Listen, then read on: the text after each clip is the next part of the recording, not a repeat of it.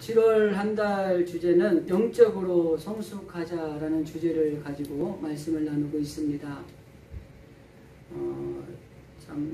우리가 일어날 거라고 생각하지 않았던 이 코로나라고 하는 이 전염성 바이러스로 인해서 2년 반 좀 가까이를 우리 신앙의 어떤 신앙생활을 우리가 정상적으로 하지 못하는 그런 어려운 가운데 있었죠. 우리 장로님 기도하실 때도 기도하셨지만은 정말 이런 신앙이 이러다 보니까 우리가 조금 나태해진 것도 있는 것 같아요.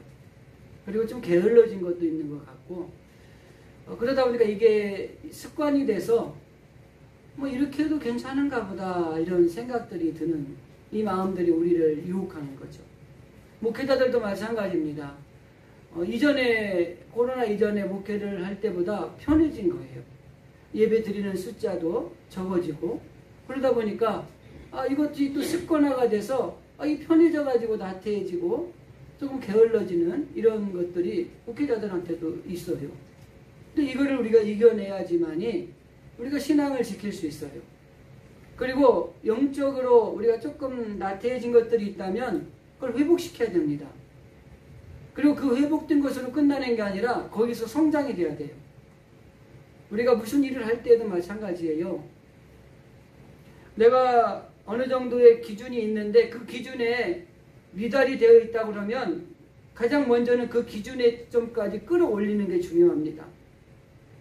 그리고 난 다음에 기준점에 올라왔을 때 다시 한번 으쌰으쌰 해서 그 기준점을 넘어선 이제는 성장의 가도를 달려가는 게 필요하다고 하는 것이에요. 근데 저도 마찬가지고 오늘날 이 시대를 살아가는 이 신앙인들이 이 코로나라고 하는 이 방벽, 이걸 만남으로 인해서 모두가 다 조금씩은 우리의 신앙을 마이너스 시켜 놓지 않았나라는 생각을 하는 거죠. 그래서 7월, 8월이 계절적으로 볼 때 제일 나태해지고 힘든 시기입니다. 그래서 휴가를 가서 우리의 심신을 또 쉬기도 하고 새로운 영적으로 그렇지만은 또 신체적으로도 이 충전을 해가지고 새로 일을 해야 되기 때문에 휴가철이 이 7월, 8월에 보면 많이 있지요. 그러다 보니까 언제까지 우리가 이렇게 침체되어 있고 나태해져 있고 또 우리의 신앙을 자꾸 더 이렇게 깎아먹는 이런 생활을 해서는 안 되겠다라는 생각에 좀 힘든 시기지만 그래도 7월, 8월 그리고 코로나라고 하는 것들이 이제는 점점 이제 희석돼 가고 있는 이 시기에 우리 교회도 그렇고 우리 가정도 그렇고 우리 개인의 신앙도 그렇고 영적인 성장을 이루는 그런 7월과 8월이 되었으면 좋겠다 하는 취지 속에 이렇게 영적으로 우리가 성숙하자라는 주제 아래 그러면 우리가 영적으로 성숙하기 위해서 우리가 갖추어야 될 것들은 무엇이 있고 영적으로 성숙하기 위해서 우리가 어떤 사람이 되어야 될 것인가 이거에 대한 부분으로 나누어서 좀 생각을 하면서 말씀을 나누려고 하는 겁니다. 그래서 7월달은 영적으로 성숙하기 위해서 우리가 갖춰야 될 것들은 어떤 것인가 이게 마음적인 것도 있겠지만 실제적으로 갖춰야 될 것들이 무엇일까 또 신앙적으로 우리가 갖춰야 될 건 어떤 것들인가를 7월 한 달 동안 말씀을 통해서 나누기를 원합니다. 그래서 오늘은 성도가 찾아야 될 것이 무엇일까라는 생각을 하면서 우리 하나님을 믿는 하나님의 자녀들이 우리가 찾아야 될 것은 무엇을 찾으며 살아야 될 것인가를 좀 말씀을 나누려고 합니다. 신문이나 아니면 요즘에는 매스컴에 보면 그 사람을 찾는 광고를 많이 내죠. 회사에서는 좋은 인재를 찾기 위해서 광고를 내고 모집을 합니다. 그리고 학교에서는 좋은 교수를 모셔서 학생들을 가르치려고 이렇게 또 광고를 내고 모집을 하고요. 그리고 교회도 보면은 이 좋은 목사님을 모셔서 교회가 부흥하고 성장하고 성도들을 잘 양육할 수 있는 목사님을 모시기 위해서 청빙 광고를 내고 또 이렇게 모시기도 하고 그죠. 그리고 아픈 것 중에 광고 중에 하나가 뭐냐면 잃어버린 자식을 찾는 그러지만 거꾸로 잃어버린 부모를 찾는 그런 광고도 있어요. 특히 자녀를 잃어버린 부모님들을 보면은 뭐 식음을 전폐하고 뭐 전국을 돌아다니면서 자기의 할 일조차 손을 놓고 그 아이를 찾아다니는 부모들의 모습이 종종 매스컴에 등장을 하죠. 사람은 자기의 필요에 의해서 무엇인가를 찾으면서 살아가는 존재입니다. 아마 여러분들도 마찬가지일 거예요. 지금 여러분들이 필요한 것들을 열심히 찾으면서 살아갈 겁니다. 그런데 하나님을 믿는 그리스도인이라고 하는 우리 성도들은 무엇을 찾아야 될 것인가가 오늘 성경을 통해서 한번 우리가 본론적으로 은혜를 받고 또 결단을 해야 될 내용이라고 하는 것입니다. 성경에도 보면은 사람을 찾으시는 하나님의 사랑의 모습이 참 많이 등장이 되어 있어요. 하나님이 세상을 창조하시고 아담과 하와를 만드셨잖아요. 그런데 그 아담과 하와가 그 모든 것의 주인이 되었는데 하나님이 하지 말라는 것을 범하잖아요. 그리고 나서 그가 첫 번째 그들의 취한 행동이 뭔지 아세요? 어떻게 했죠? 하나님을 피하여 숨었습니다. 그때 하나님이 그 범죄에서 숨어있는 아담과 하와를 찾는 음성이 인류 최초의 하나님이 찾으시는 모습이에요. 아담아, 너 어디 있니? 이게 하나님이 사람을 찾아오는 하나님의 사랑의 첫 번째 질문이라고 하는 것입니다. 그런데 이 하나님이 아담을 찾으시는 것은 죄를 져서 막 때려주고 책망하고 이제 너와 나는 끝이다 이렇게 선언하기 위해서 찾는 게 아니에요. 오히려 죄를 범함으로 죄악에 빠져있는 그 아담과 하와를 통해서 오히려 그들을 보호해 주시고 그들을 다시 올바른 길로 이끌어 주시기 위해서 찾는 것이라고 하는 것입니다.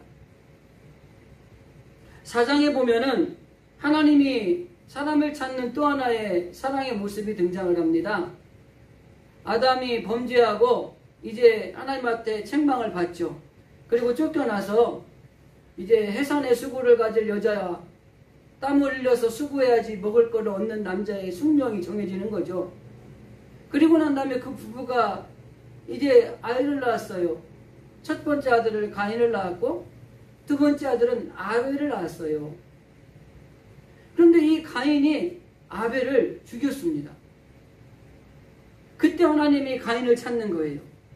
하나님이 가인을 찾으시는 것 또한 그를 처벌하시고 그를 죽이시기 위해 찾는 것이 아니라 그가 죄로 인해서 잘못한 것들을 다시 한번 깨닫게 하시고 그리고 그를 보호하기 위해서 그를 부르시고 하나님이 찾는 모습이 등장을 한다고 하는 것입니다.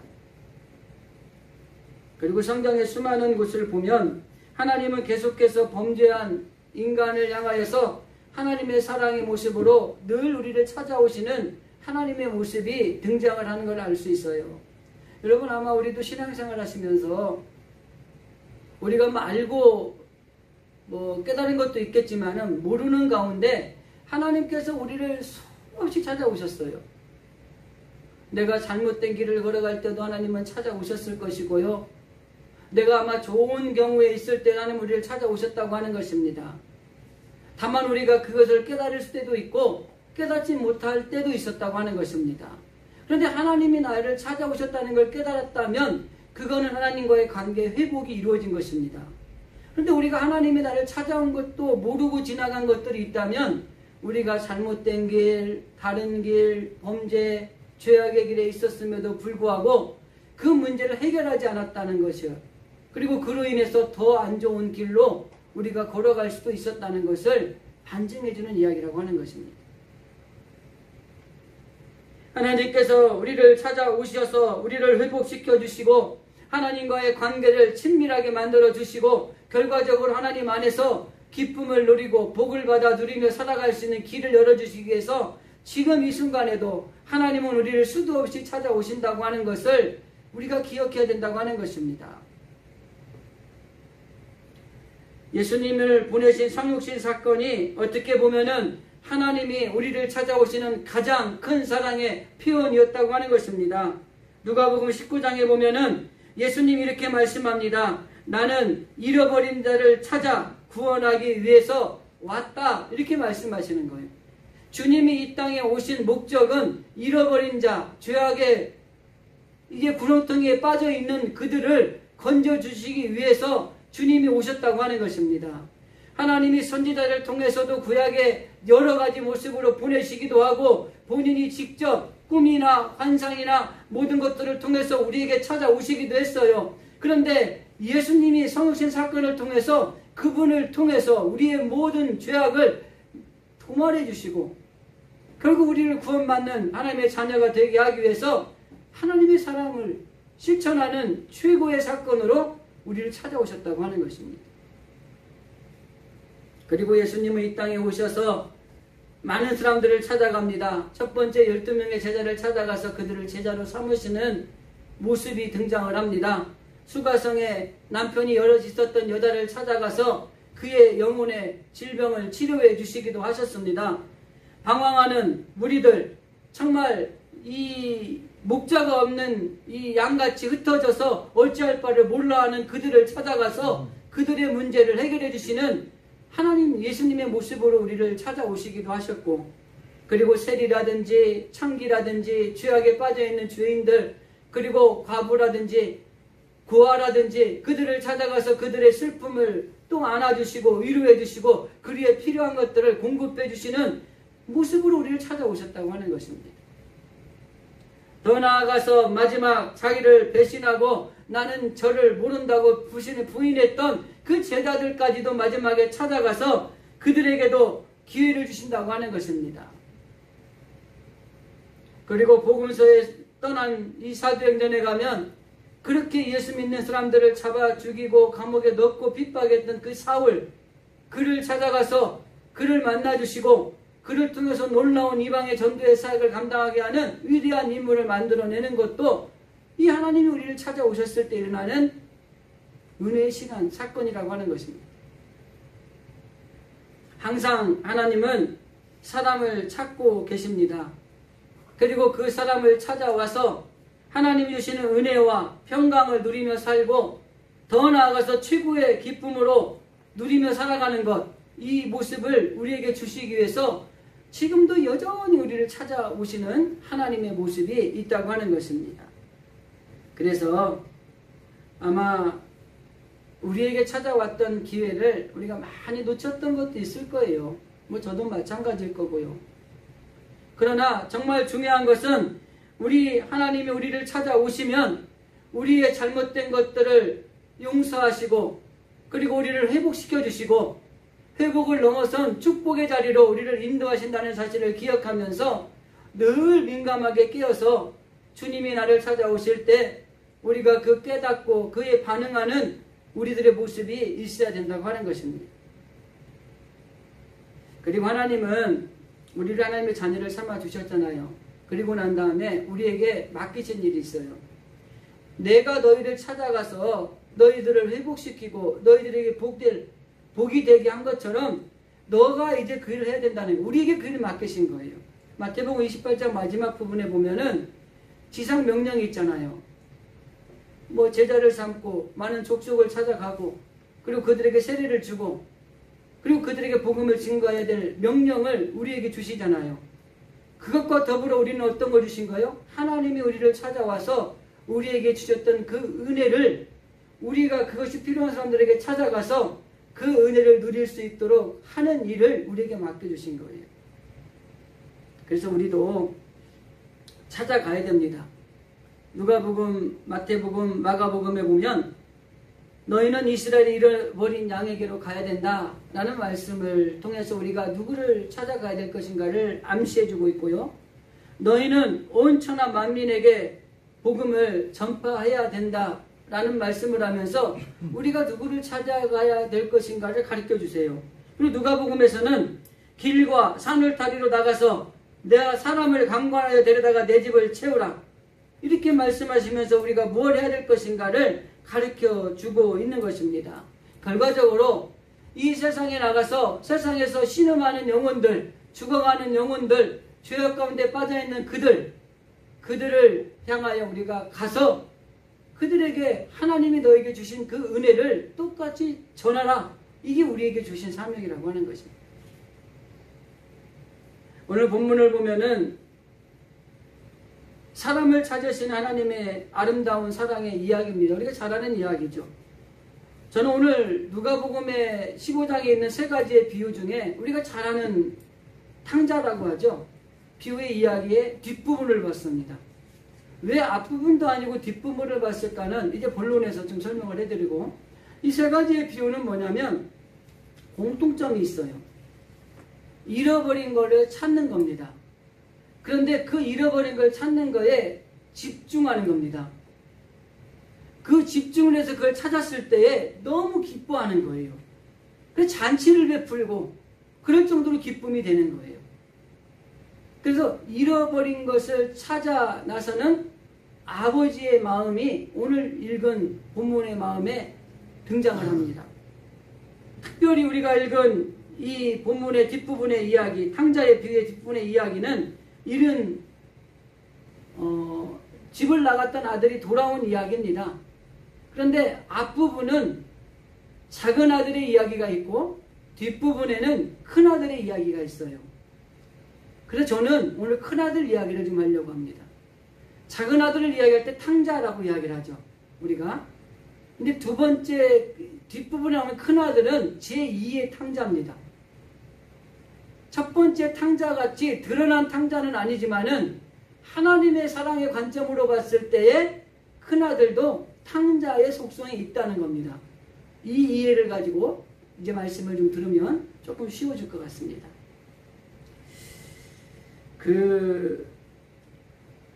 하나님과 사람의 보는 관점이 다릅니다. 오늘 본문의 이야기를 조금 알지만 요약을 해보면 이래요.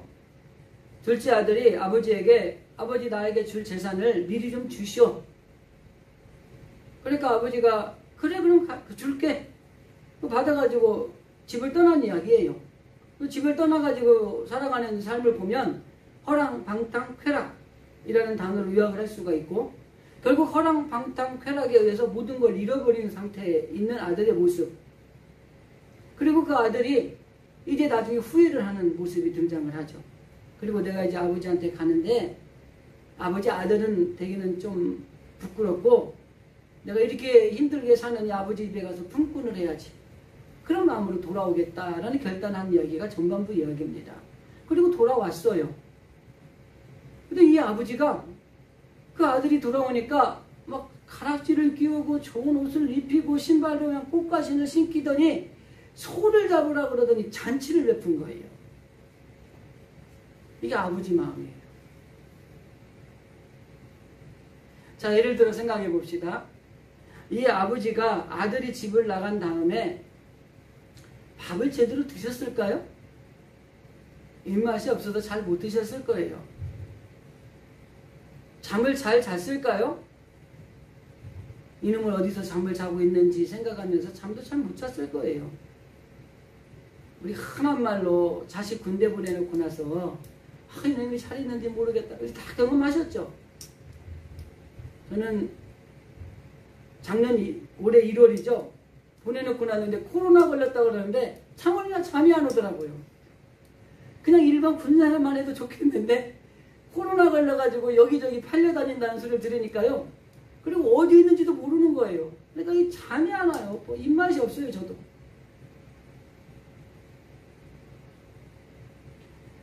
문을 열어놨습니다. 왜? 혹시라도 이놈이 나중에 늦게라도 집으로 왔는데 문이 잠겨 있으면 얼마나 실망을 하겠어요. 그 문을 열어놨어요. 그리고 항상 이 문설주에 서서 아들이 오나 이렇게 멍하니 이렇게 보고 있는 거예요. 근데 그때 아들이 거짓골하고 온 겁니다.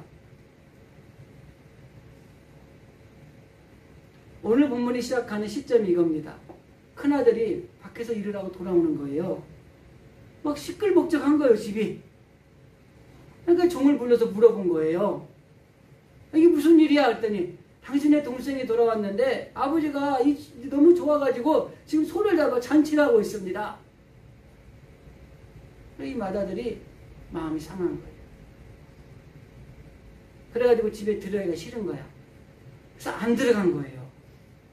아버지가 나와서 아들을 데려가려고 달래는 거예요. 그러면서 사탕도 주고요. 당근도 줘요. 사탕은 뭐예요? 너는 나랑 항상 있지 않니? 당근은 뭐예요? 내 것이 다 네 거잖니? 재산 다 준다는 거야. 그래도 마음이 풀리질 않아요. 화가 나는 거예요. 그리고 그가 이야기를 합니다.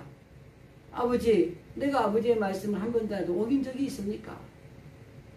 아버지 말씀대로 집에서 열심히 일하고 살았고, 그런데 아버지는 내 친구들하고 만나서 염소 새끼 하나 잡아서 내 좀 먹어라 이런 얘기도 안 하시더니 이럴 수 있습니까? 틀려요. 맞아요. 여러분 같으면 큰아들이라면 이런 말 안 하겠어요? 이런 말 안 하고 아이고 동생아 너 잘 왔다 막 끌어안고 아버지 잘하셨어요. 이건 잔치감이죠. 이렇게 얘기하겠어요? 그런 분이라면 아버지 마음이 있는 거예요. 근데 이 맏아들은 자기가 한 얘기가 하나도 틀린 게 없어요. 이치적으로도 맞는 말이고요. 삶의 상황 정황으로 볼 때도 이 아들의 말이 맞는 거예요. 근데 틀린 거 하나가 있어요. 여러분 뭐가 틀린 것 같아요? 이 아들이 가장 살펴야 될 아버지의 마음을 모르는 거예요. 나는 이 맏아들이 정상적으로 아주 좋은 아들이라고 생각을 합니다. 그렇지만 오늘 본문의 말씀을 통해서 제2의 탕자라고 말씀을 드리는 이유는 둘째 아들은 삶의 탕자예요. 그냥 우리가 사회적 통념으로 볼 때도 이 나쁜 놈이에요. 그런데 사회적 통념을 볼 때 큰 아들은 좋은 아들이에요. 그런데 우리가 신앙의 관점으로 보니까 이 하나님의 마음, 즉 아버지의 마음이 아닌 자기의 마음을 가지고 있는 거예요. 그래서 신앙으로 볼 때 이 맏아들은 제2의 탕자라는 이름을 붙여본 겁니다. 자, 그런데 여러분 우리가 가정에서 삶에서도 그렇지만 신앙생활에서도요. 이 제2의 탕자가 얼마나 많은지 몰라요. 제가 목회하고 노예 어른들 만나고 일을 하면서 깨달은 게요. 목회자들 중에 이 제2의 탕자가 엄청납니다. 이치적으로 맞아요. 아주 똑똑합니다. 어떤 일을 진행하고 어떤 회의를 할 때에 이거 잘못된 거 아닙니까? 이러지 않습니까? 이게 맞지 않습니까? 그런데 그 모든 걸 주관하는 장의 마음을 헤아리지 않아요. 그래서 이치와 판단과 정확한 해석을 통해서 이거는 옳은 게 아니지 않습니까? 이렇게 이야기를 하는 거예요. 그런데 그것을 이끌어가는 장의 생각은 따로 있어요. 그럼 우리가 이 전체적인 공동체는 뭘 봐야 돼요? 그 장의 생각을 보고 거기에 맞추는 게 그게 평화로운 거예요. 그리고 그게 아름다운 거예요. 근데 전부 다 맏아들들이 10명이 모이면 8명의 맏아들이 있는 거예요. 근데 그게 잘 공동체가 이끌어져 가겠습니까? 아버지의 마음이 있어야 돼요. 즉 하나님의 마음이 있어야 돼요. 긍휼히 여기고 자비의 마음을 갖고 제가 늘 말씀드린 거지만은 이 긍휼의 마음을 가지고 바라봐야지 이 이치나 판단이나 이런 걸 가지고 바라보면 정죄하게 돼 있다니까요.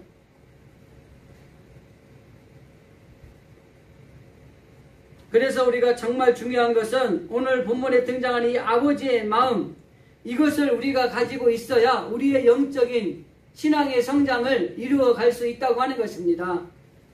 그래서 우리는 철저하게 이 아버지가 가지고 있는 아들에 대한 사랑을 우리가 가지고 있는 게 중요해요. 그런데 여러분 중요한 건 뭐냐면 이 부모가 이 아이들을 키우다 보면은 말을 참 안 들을 때 있잖아요. 뭐 지금도 있는지 모르겠어요. 그죠? 여러분. 그러면 부모가 뭐라고 얘기냐면 한 번, 두 번 얘기 아니면 내가 한 번 더 너희 용서하지 않을 거야. 이렇게 이런 얘기 가끔 하죠. 저도 하면서 키웠거든요. 근데 여러분 그게 다 아무런 의미 없다는 거 아세요? 뭐 의미 있던가요? 여러분들이 막 두 번, 세 번 얘기했는데 안 들어가지고 또 한 번만 더 그러면은 내가 다시는 용서하지 않을 거야. 그리고 용서하지 않은 적이 있나요? 이 부모 마음에는요, 이 자녀에 대한 너무나 큰 사랑이 이미 자리 잡고 있기 때문에 그런 말이 별로 의미가 없어요. 근데 저도 보니까 그랬더라고요. 너네들 한 번만 더 이렇게 하면은 다시는 내가 이거 이제 용서하지 않을 거야 그랬는데 또 그러면 또 용서하고 또 그러면 또 용서하더라고요. 이런 부모의 마음도요 한계가 있어요. 그런데 하나님의 마음은 절대로 그 실수나 허물이나 그런 거에 대해서 무한대로 용서하시는 그 마음이라고 하는 것입니다. 오늘 이 아버지가 보여주는 그 마음이 바로 그 하나님의 마음이고 오늘날 이스라엘 사는 우리 부모들이 가지고 있는 마음이라고 하는 것입니다. 그래서 우리가 삶의 자리에서 아픔이 있거나 좀 힘든 일이 있거나 어려운 일이 있을 때 해결책은요 한 가지예요. 아버지 품으로 가면 되는 거예요. 그 아버지 품으로 들어갈 때에 그 아버지께서 우리를 안아주시고 다 용서해 주시고 모든 걸 회복시켜 주시고 그리고 원래의 자리로 귀환시켜 주고 그리고 그 앞길에 더 놀라운 길들이 열리도록 그 길을 열어준다는 것입니다. 그런데 왜 우리가 힘들고 어려울 때 이 아버지 품으로 못 가는지 아세요? 교만 때문에 그래요. 교만. 또 한 가지는 체면 때문에 그렇습니다. 그리고 게으름 때문에 그래요. 아버지의 마음이 나의 마음이 되고 아버지의 눈물이 나의 눈물이 될 때에 우리는 아버지의 품으로 달려갈 수가 있는 것입니다. 그리고 그 아버지의 마음이 우리의 마음으로 채워질 때에 우리가 잃어버린 자들을 향하여서 아버지의 그 마음을 실천할 수 있는 거예요. 그래서 우리는 철저하게 교만하거나 체면이나 게을름 때문에 아버지에게 달려가는 것을 놓쳐서는 안 되는 거예요. 그냥 힘들고 그냥 어려우면 아버지 품으로 가면 되는 거예요. 그러면 그 다음엔 아버지가 해결하는 거예요. 우리가 해결하려고 힘쓰지 않아도 돼요. 우리가 그걸 이겨내려고 애쓰지 않아도 돼요. 그냥 주님 품으로 달려가서 주님 힘드네요. 어찌할 바를 모르겠네요. 이렇게 이야기하는 거예요. 제가 최근에 막 혼자 막 머리를 쓰면서 막 연구를 하는 게 하나가 있었어요. 근데 해결도 안 되더라고요. 그래서 제가 마음을 탁 내려놓고 하나님이 알아서 하십시오. 하나님이 알아서 하시면 길이 열리겠죠. 그러니까 내 마음이 평안해지는 거예요. 하나 해결된 것도 없는데. 이래야 되는 겁니다. 그러면 이 평안해진 마음을 가지고 누구를 만날 때 그들에게 또 하나님이 주신 그 평안을 우리가 전달할 수 있는 거죠. 우리가 평안하지 않아도 어떻게 평안을 전달하겠습니까? 늘 불안하고 늘 힘들고 그러면. 그래서 철저하게 우리는 아버지의 마음이 나의 마음이 되고 아버지의 눈물이 나의 눈물이 되도록 아버지 품으로 달려가는 그런 모습이 있어야 돼요. 그래서 우리가 영적으로 신앙으로 성장하기 위해서는요, 이 아버지의 마음을 우리가 알아야 됩니다. 자, 그러면은 이 아버지의 마음을 우리가 찾기 위해서 혹은 아버지의 마음을 가지기 위해서 취해야 될 행동 두 가지만 말씀을 드리겠습니다. 첫 번째는 이기적인 생각을 버려야 됩니다. 이건 욕심이라고 표현할 수도 있어요. 우리가 아버지의 마음을 갖지 못하게 하는 결정적인 요소가 뭐냐면 이기적인 생각 때문에 그렇다고 하는 것입니다. 제가 아까 말씀드린 것처럼 제2의 탕자인 이 마다들이 어떻게 보면은 이치적으로는 맞는 거예요. 그런데 아버지의 마음을 갖지 못하는 이유 한 가지는 뭐냐면 자기의 이기적인 생각에 사로잡혀 있기 때문에 그래요. 나는 아버지한테 순종했고 나는 아버지한테 일도 잘했고 뭐 저 둘째 놈처럼 돈을 받아가지고 가서 다 해결해버린 문제아도 아니고 이런 생각을 가지고 있는 거예요. 그렇기 때문에 정말 우리가 중요한 것은 이 마다들이 다 말이 맞는 말이고 틀린 말이 없습니다. 그러나 이 마다들이 한 가지 부족한 게 뭐냐면 아버지의 마음이 없다는 거예요. 그리스도인들이 가지고 있어야 될 마음, 세상 사람들이 가지고 있어야 될 마음은 똑같이 가지고 있는 거예요. 그리고 그 판단이 맞는 거예요. 근데 우리 그리스도인들은 이 세상에 사는 사람들이 아니기 때문에 한 단계 위에 사는 사람들이에요. 그래서 이 세상의 판단과 이치를 가지고 결정을 하는 게 아니라 아버지의 마음을 가지고 바라보는 시선, 시각이 필요하다고 하는 것입니다. 그럴 때 우리의 이기적인 생각이나 우리의 세상적인 판단이 사라지게 되는 겁니다. 그리고 아버지의 마음으로 보게 되는 거예요. 그게 자비의 마음이요, 긍휼의 마음이요, 사랑의 마음으로 보는 겁니다. 여러분 자녀들도요, 사랑의 마음으로 보면은 엄청 예쁘고 좋지만요, 미워함의 눈으로 바라보십시오. 저거 없으면 좋겠고요, 나가 죽으면 좋겠고, 이런 말 생긴다니까요.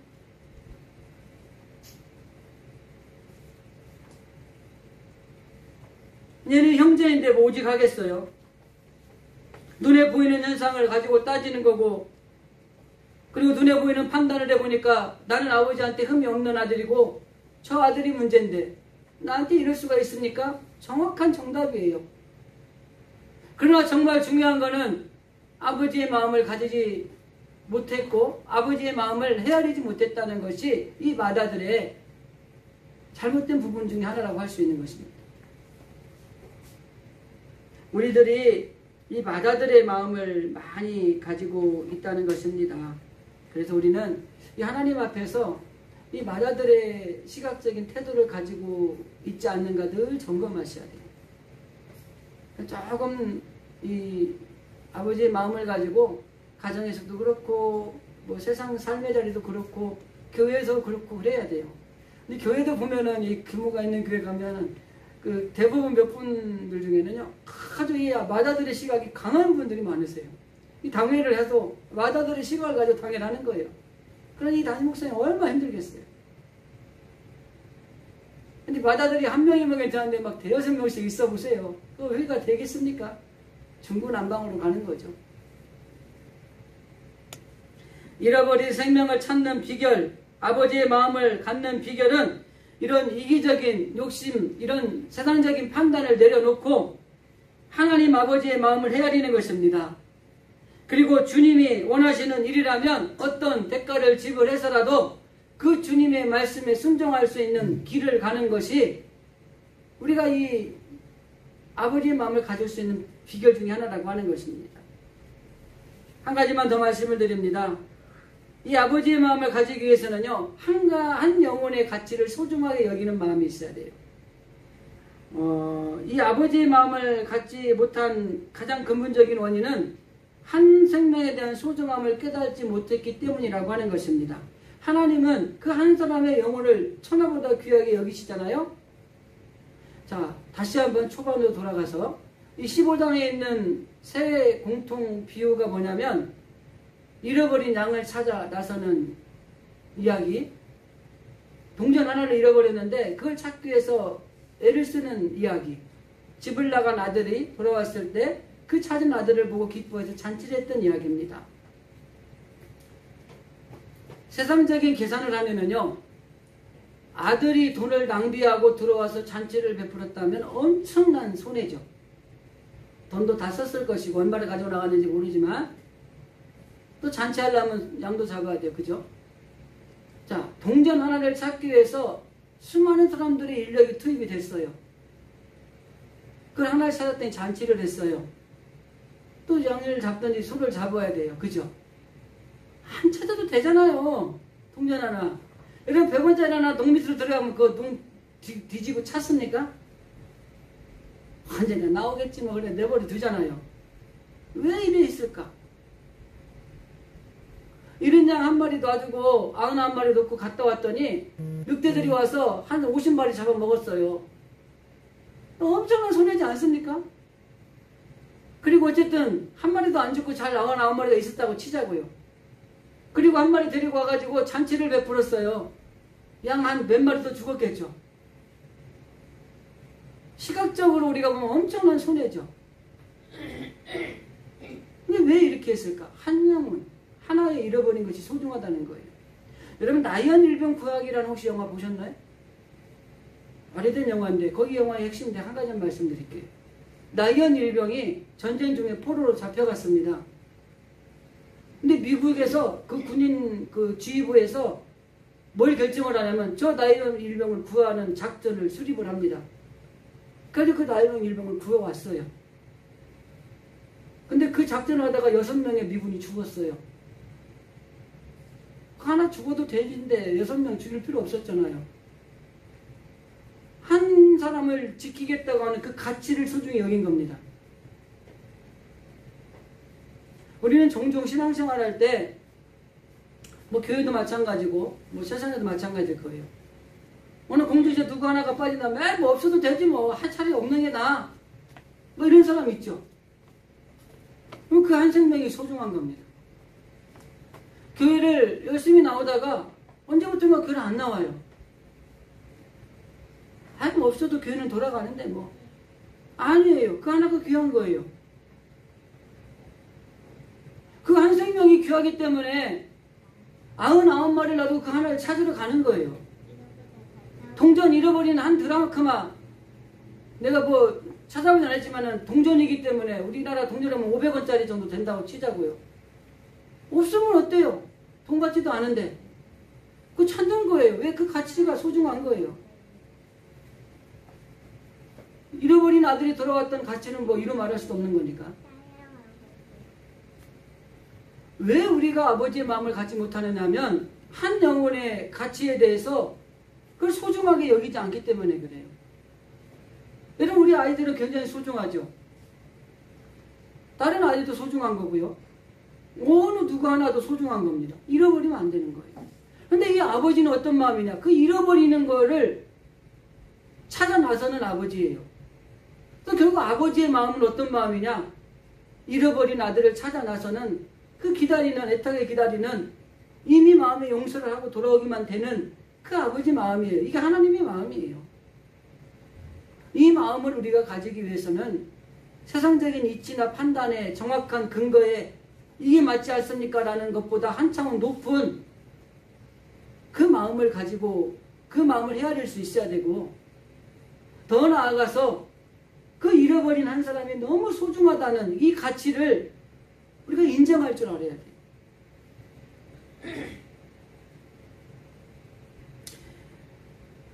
예수님께서는 자기 생명과 우리의 자신을 바꾸었잖아요. 그 한 사람의 생명이 얼마나 귀중합니까? 예수님이 희생하시면서 나를 살린 존재가 그 한 사람이에요. 귀한 겁니다. 가치를 인정할 줄 알아야 돼요. 소중하게 여길 줄 알아야 된다고 하는 것입니다. 그래서 우리는 어떤 태도를 가지고 살아야 될 것인가? 한 생명 한 생명이 너무 소중하다는 그 가치를 인정하며 살아가는 게 필요하다고 하는 것입니다. 사랑의 반대말이 뭔지 아세요? 1번 미움, 2번 싫어함, 3번 무관심. 사랑의 반대말은 무관심이 됩니다. 누가 죽어가든 말든 관심을 갖지 않는 게 이게 사랑의 반대예요. 가끔 이제 미스캠에 보면 죽은 지 10일 됐는데 발견된 뭐 시체가 있다는 뭐 이런 얘기 나오죠. 얼마나 마음이 아픈지 몰라요.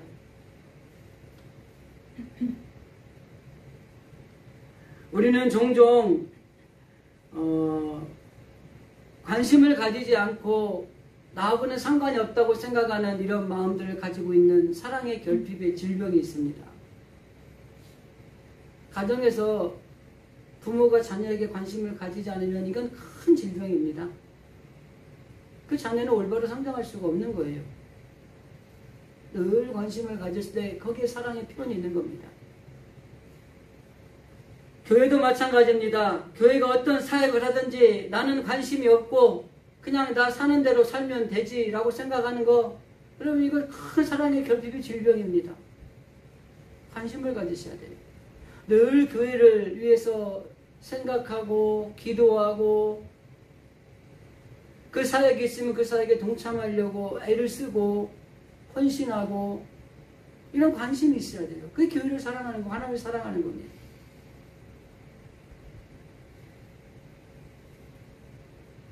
그래서 우리는 교회를 위해서 기도해야 되고 우리는 교회를 사랑하는 마음으로 늘 헌신의 모습을 가지고 관심을 가지고 살아가야 되는 것이라고 하는 것입니다. 말씀을 정리하겠습니다. 여러분은 무엇을 찾고 살아가고 있습니까? 우리들이 예수님을 믿는 사람들이라면 이 잃어버린 것을 찾아서 정말 소중하게 여기고 가치 있게 여기고 이성적인 판단에 의하지 않는 그 아버지의 마음을 가지고 있을 때에 우리가 영적으로 성장할 수 있는 기틀을 마련한다고 하는 것입니다. 최고의 섬김은 생명을 찾아 나서는 것입니다. 최고의 사랑은 죽어가는 영혼을 생명의 길로 인도하는 것입니다. 그래서 잃어버린 영혼, 방황하는 영혼, 이런 사람들이 중요합니다. 내가 전도한 한 그 사람, 내가 찾은 그 한 사람이 엄청나게 놀라운 일을 할 수 있다는 것입니다. 예레미야 선지자가 이렇게 얘기합니다. 5장 1절에 보면 너희는 예루살렘 거리로 빨리 다니며 그 넓은 거리에서 찾아보고 알라. 너희가 만일 정의를 행하며 진리를 구하는 자가 한 사람을 찾으면 내가 이 성읍을 용서하리라. 그 한 사람이 귀한 겁니다. 그 한 사람을 통해서 사회적으로, 국가적으로, 민족적으로, 가정적으로 놀라운 일을 할 수 있는 일들이 일어난다고 하는 것입니다.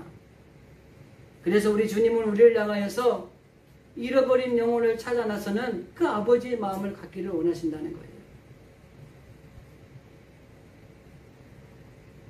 우리가 무엇을 찾고 있든지 간에 오늘 말씀을 통해서 우리에게 주신 은혜대로 우리 가운데 찾아오셔서 우리 아버지의 마음을 갖기를 원하시는 그 하나님, 그 하나님을 여러분의 마음에 모셔드리시고 우리가 그 아버지의 마음을 갖기 위해서 세상적인 이치나 판단으로 우리를 누군가를 정죄하는 것이 아니라 아버지의 마음을 가지고 자비와 긍휼과 사랑의 눈으로 바라보시고 한 생명 잃어버린 것이 하찮아 보일지라도 그 생명을 귀하게 여기셨던 하나님의 그 사랑처럼 우리는 그 잃어버린 하나하나를 소중히 여김으로 인해서 그들을 통해 놀라운 역사가 일어날 수 있는 그 일을 우리들이 감당해야 된다는 사실, 이걸 꼭 기억하시면서 여러분들이 예수님의 그 마음을 회복하셔서 주님의 기쁨이 되고